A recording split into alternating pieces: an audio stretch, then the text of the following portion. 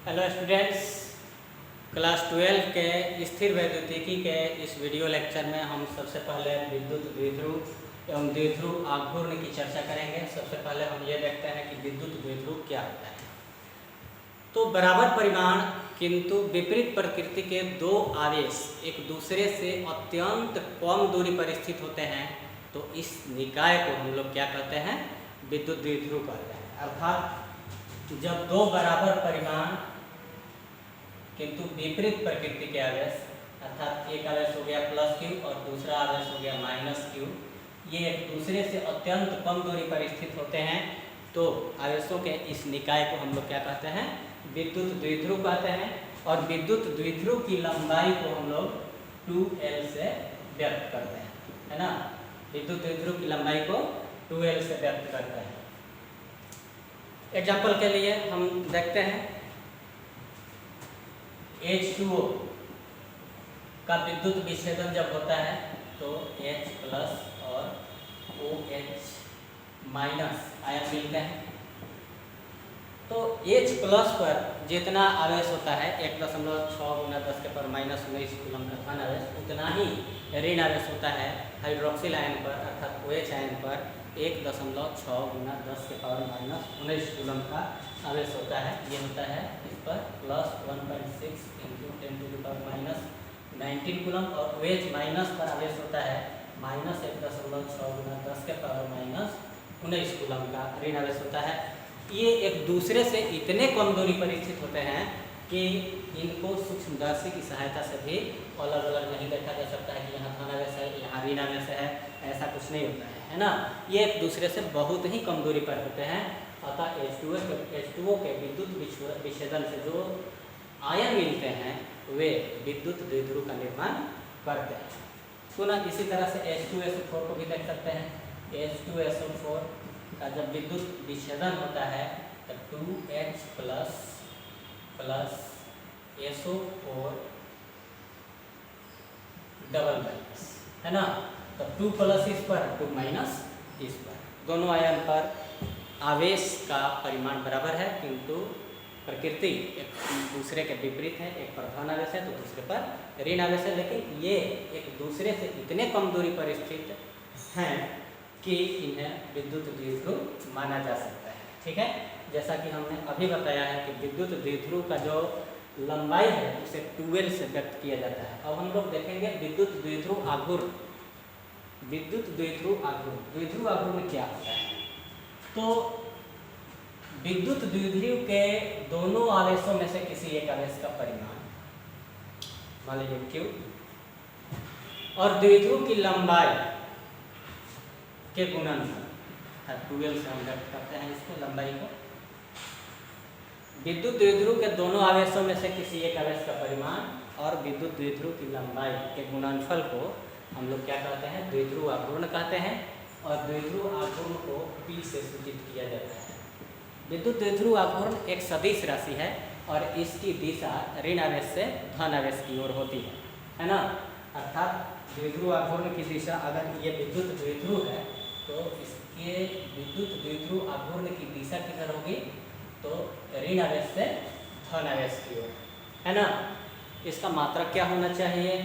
तो आवेश का होना चाहिए मात्रक, आवेश का मात्रक होता है कूलम और लंबाई का मात्रक होता है मीटर, कूलम मीटर। हम यहाँ पर एक हाइफन दिए हुए हैं इसलिए कि बाद में आप लोग इसे सेंटीमीटर ना पढ़ें, इसलिए हमने यहाँ पर हाइफन दे दिया है। इसको पढ़ना है कूलम मीटर। मात्रक ऐसा ही मात्रक होता है कूलम मीटर, द्विध्रुव आघूर्ण, विद्युत द्विध्रुव आघूर्ण का। ठीक है, और विमीय सूत्र की अगर हम बात करें, विमीय सूत्र तो आवेश का होता है विमीय सूत्र TA और लंबाई का होता है L।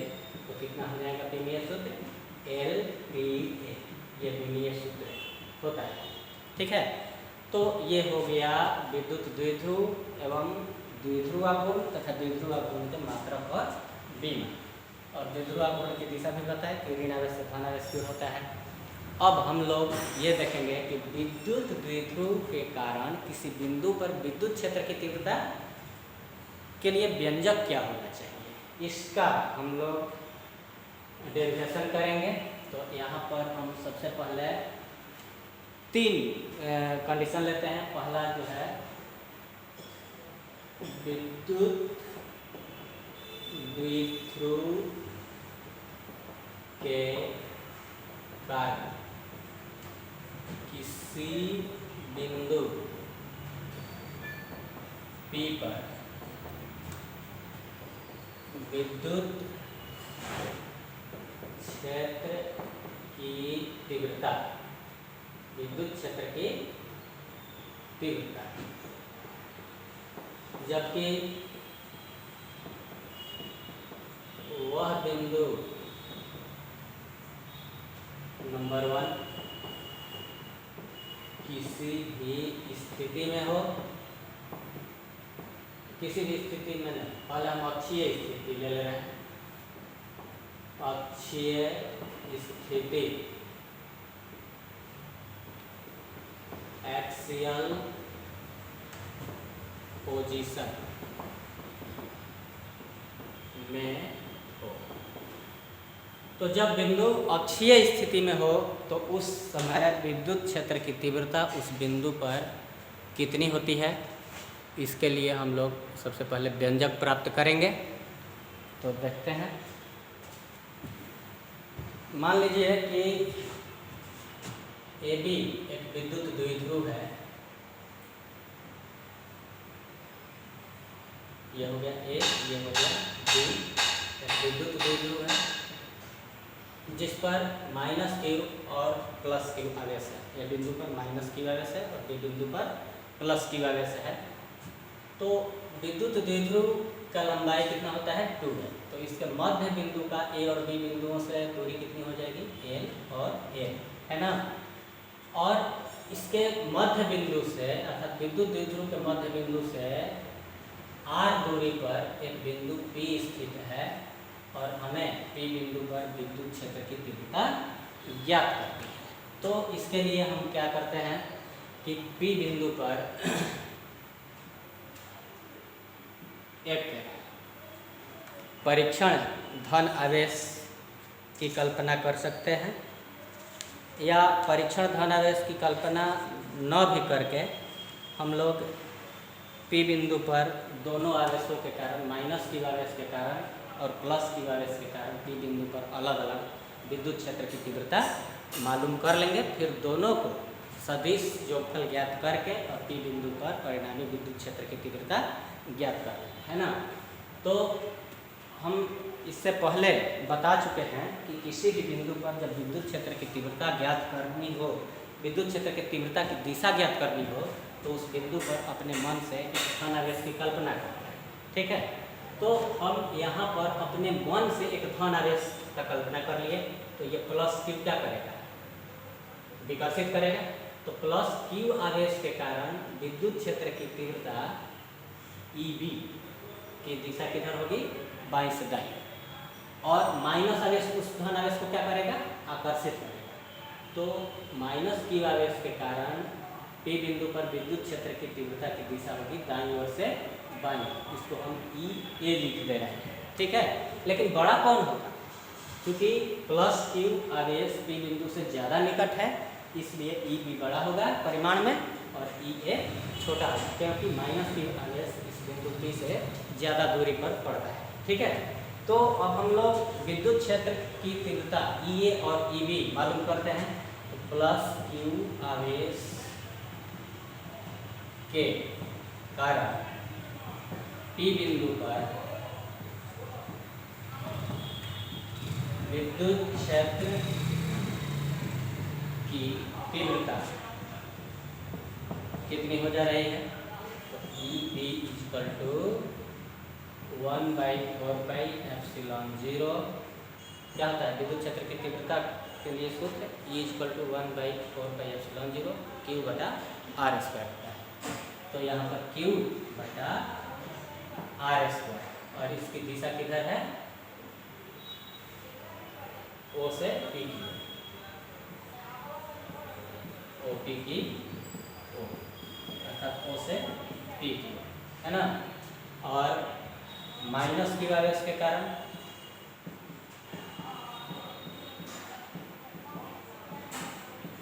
विद्युत क्षेत्र की तीव्रता कितनी हो जाएगी? ई ए इक्वल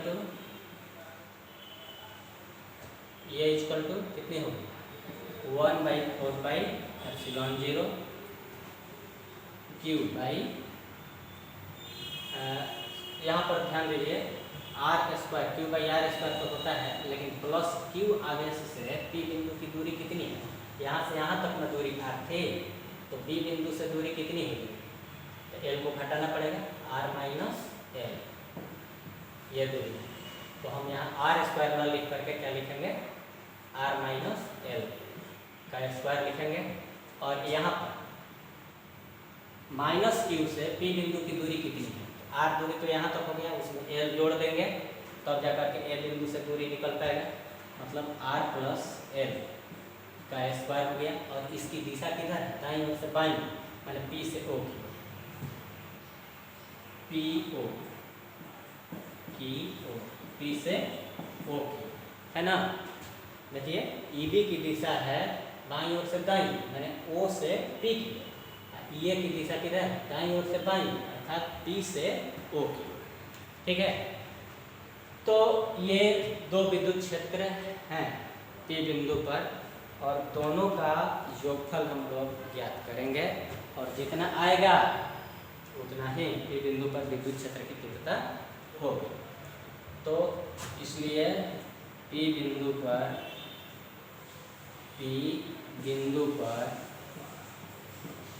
विद्युत क्षेत्र की कुल तीव्रता E इक्वल टू कितना होगा? E इक्वल टू, कौन बड़ा है? EB, कौन छोटा है? EA। दोनों एक दूसरे के विपरीत दिशा में है, तो क्या लिखेंगे यहाँ? EB - EA, बड़ा में से छोटा को हटा देंगे। तो EB कितना हो गया?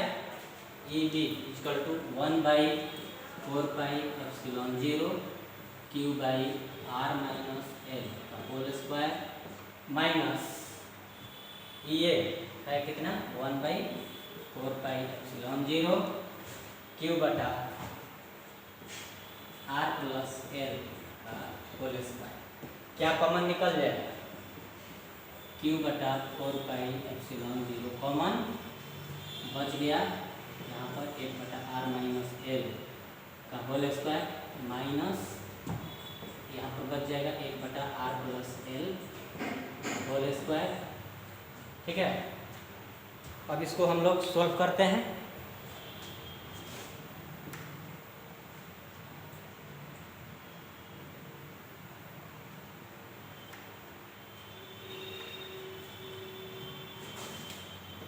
इक्वल टू क्यू बटा 4πε0, लॉसा कितना हो जाएगा? r - l का whole square into r + l का होल स्क्वायर, ठीक है। r + l का होल स्क्वायर यहाँ आ जाएगा, r - l का होल स्क्वायर यहाँ आ जाएगा, r + l का whole square minus r - l का होल स्क्वायर। अब देख सकते हैं यहाँ पर a + b के होल स्क्वायर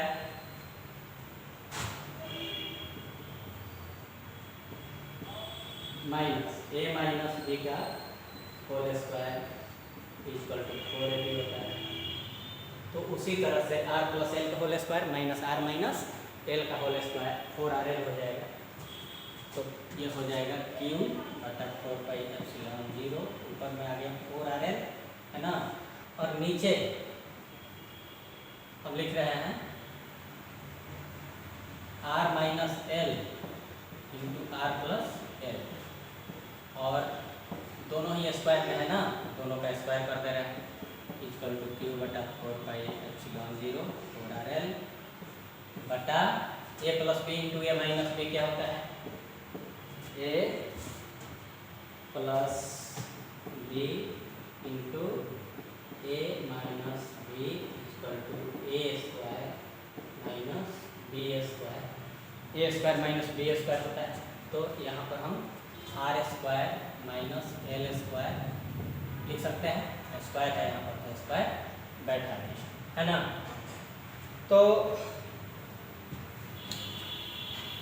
यहाँ पर जो है विद्युत द्विध्रुव की जो लंबाई L 12 होता है उसका आठ यानी अर्ध लंबाई L क्या है, विद्युत द्विध्रुव की अर्ध लंबाई, यह R की तुलना में बहुत छोटा होता है। E इक्वल टू इतना आया था, क्योंकि L very very less than R, इसलिए L स्क्वायर तो और भी बहुत छोटा हो जाएगा R स्क्वायर की तुलना में, इसलिए L स्क्वायर को नेग्लेक्ट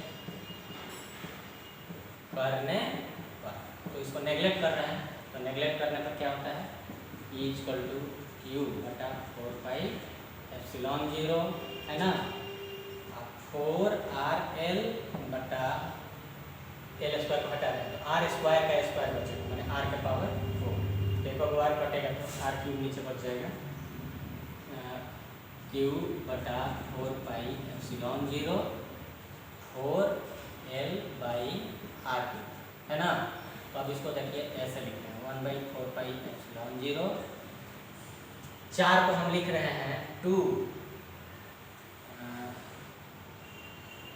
इंटू 2, 2 दूनी 4, 4 को 2 गुना 2 लिख दिए, क्यू है तो क्यू यहाँ पर लिख दे रहे हैं है ना, क्यू है तो क्यू लिख दे रहे हैं, और एल है एल भी लिख दे रहे हैं, मतलब 4 क्यू एल था ना उसको ऐसे लिखिए 2 क्यू इंटू 2 एल बटा में आर क्यू है तो आर क्यू लिख दे रहे हैं, और इसको हल करते हैं तो 1 बाई 4 पाई एप्सिलॉन 0 2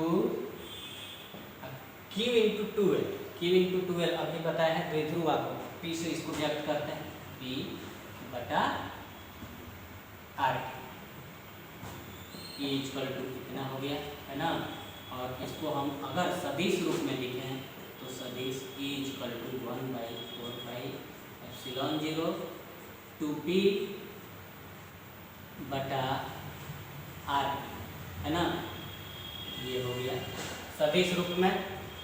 लेकिन अब सवाल ये उठता है कि इस विद्युत क्षेत्र के तीव्रता की दिशा क्या होगी है ना।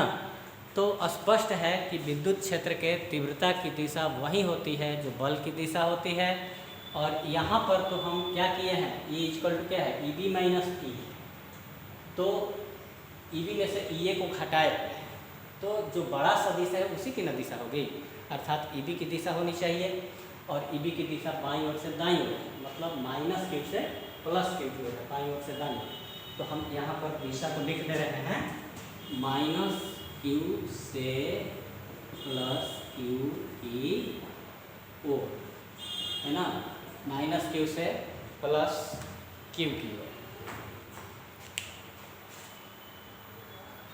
अब हम लोग दूसरी स्थिति को देखते हैं, विद्युत द्विध्रुव के कारण किसी बिंदु P पर विद्युत क्षेत्र की तीव्रता ज्ञात करना, जबकि वह बिंदु निरक्षीय स्थिति में हो, इक्वेटोरियल पोजीशन में हो। तो यहाँ पर हम देख रहे हैं कि एक विद्युत द्विध्रुव है जिसका द्विध्रुव आघूर्ण है Q इंटू 2L, द्विध्रुव आघूर्ण इसका कितना है P equal to Q into 2L है ना, अर्थात इस विद्युत द्विध्रुव के जो दो आवेश हैं वो है प्लस क्यू और minus Q, plus Q A बिंदु पर है और माइनस क्यू बी बिंदु पर है, और इस विद्युत द्विध्रुव की लंबाई है 2 है, इसलिए इसके मध्य बिंदु की ए बिंदु से दूरी L और बी बिंदु से भी दूरी L है ना। अब इसके मध्य बिंदु से लंबवत दिशा में r दूरी पर स्थित एक बिंदु P है, अर्थात निरक्षीय स्थिति में r दूरी पर बिंदु P है, और इस बिंदु पर हमें इस विद्युत द्विध्रुव के कारण विद्युत क्षेत्र की तीव्रता के लिए व्यंजक प्राप्त करना है। ठीक है, तो हम सबसे पहले देखते हैं कि प्लस क्यू आवेश के कारण इस बिंदु पर विद्युत क्षेत्र के तीव्रता की दिशा क्या होगी है ना। तो हम पहले ही बता चुके हैं कि किसी भी बिंदु पर जब विद्युत क्षेत्र के तीव्रता की दिशा ज्ञात करनी हो तो उस बिंदु पर अपने मन से एक धन आवेश का कल्पना कर लेते हैं। तो यहाँ पर एक धन आवेश का कल्पना हम कर लेते हैं अपने मन से। तो यहाँ पर हम अगर धन आवेश का कल्पना कर लें तो ये धन आवेश इस धन आवेश क्या करेगा, विकर्षित करेगा अर्थात कहने का मतलब ये है कि प्लस क्यू आवेश के कारण P बिंदु पर विद्युत क्षेत्र के तीव्रता की दिशा होगी इधर, O से P की, इसको हम EA लिख दे रहे हैं, है ना। और माइनस क्यू आवेश के कारण क्या होगी, तो माइनस क्यू क्या करेगा, यहाँ पर धन आवेश रहेगा उसको आकर्षित करेगा ना, तो वो हो जाएगा ई बी लिखते हैं, ठीक है। तो ई ए और ई बी दोनों परिमाण में बराबर है, क्यों, क्योंकि ये दूरी L है, ये दूरी R है, तो ये दूरी कितनी हो जाएगी, √R² प्लस L², और ये दूरी भी कितनी हो जाएगी, P से B बिंदु की दूरी, तो ये भी हो जाएगी R² प्लस L² का अंडर, है ना। तो ये क्यू आवेश और ये दूरी, ये भी क्यू आवेश, केवल चिन्ह विपरीत है ना, और दूरी जो है कि नहीं √R² प्लस L², तो जितना ये होगा उतना ही EB होगा, है ना। तो EA = EB क्या होता है, इसको पहले हम लोग देख लेते हैं। EA = EB = 1/4πε0 Q बाई कितना R², तो R के जगह पर इतना है √R² प्लस L², इसका स्क्वायर निकल रहा है ना, तो कितना हो जाएगा 1/4πε0 Q/R² प्लस L², यह रूट हट गया, है ना। अब मान लीजिए कि यहाँ पर कोण है थीटा, यह भी कोण है कितना थीटा, तो हम यहाँ से P बिंदु से AB के समानांतर एक लाइन खींच रहे हैं, है ना।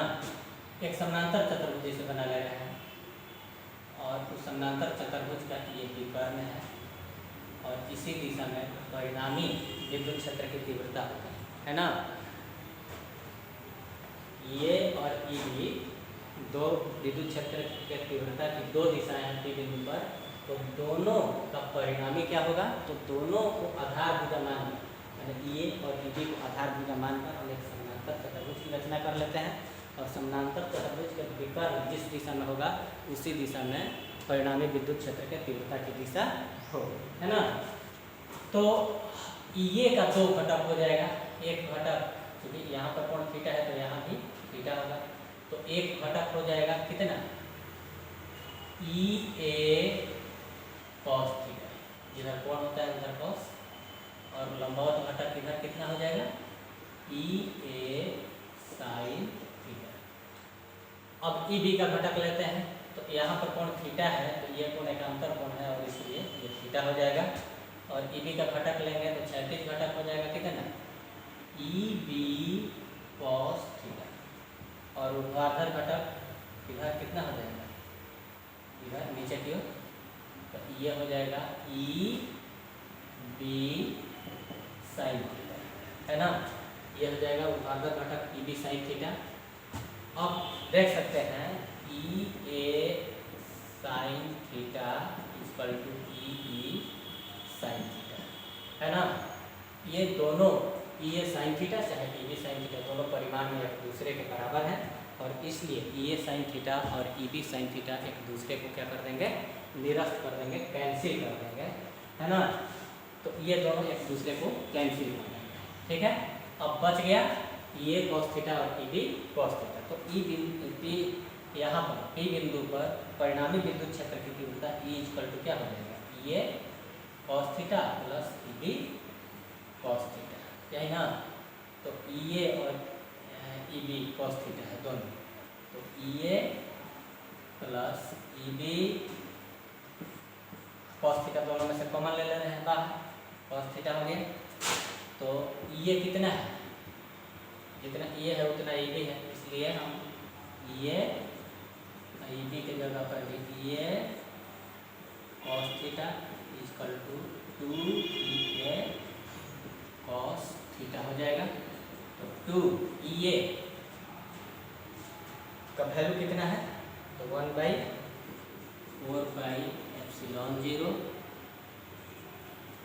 और Q/R² प्लस एल स्क्वायर, यही ना। तो ये हो जाएगा E इक्वल टू 1/4πε0 क्यू बटा क्यू बटा are square plus L square है ना जी, r square plus L square है। और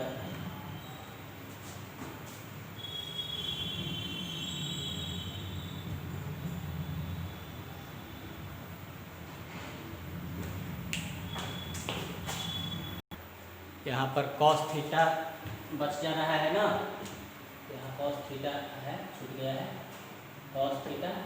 तो उस cos थीटा का हम यहाँ पर वैल्यू पुट कर रहे हैं। cos थीटा इक्वल टू आधार बटा किसी भी त्रिभुज में ले सकते हैं, पी ए ओ में या पी बी ओ में। तो cos थीटा इक्वल टू आधार, आधार हो गया एल, कर्ण हो गया ये। तो आधार हो गया एल, कर्ण हो गया R square plus L square का अंडर रूट। तो ये हो गया cos थीटा। तो यहाँ पर देख सकते हैं कि 1/4πε0 और यहाँ पर 2 भी छूट रहा है, 2 × 4πε0 है ना, यहाँ 2 छूट रहा है। तो 1/4πε0 इसको लिख रहे हैं Q × 2L, 2L लिख दे रहे हैं बटा are square plus L square, और इसको अंडर रूट के बदले में पावर 1/2 लिख सकते हैं, R square plus L square का power 1/2 equal to 1/4πε0 Q × 2L को P लिख दे रहे हैं, द्विध्रुव आघूर्ण है। और R square plus L square का पावर कितना, यहाँ पर पावर 1 और यहाँ 1/2, तो 1 + 1/2 कितना हो जाएगा, 3/2 हो जाएगा, है ना। तो ये इक्वल टू इतना आया। और इसकी दिशा किधर होगी, तो इसकी दिशा देख रहे हैं बाईं ओर से दाईं ओर, मतलब प्लस क्यू से माइनस क्यू की ओर होगी। तो प्लस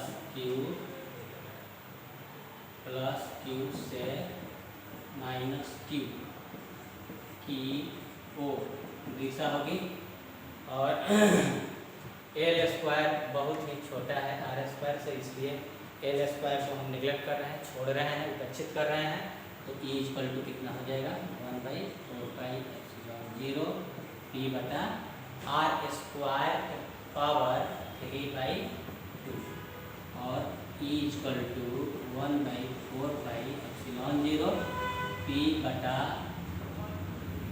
आर स्क्वायर के पावर 3/2, 2 कट जाएगा तो बच जाएगा कितना, आर, है ना।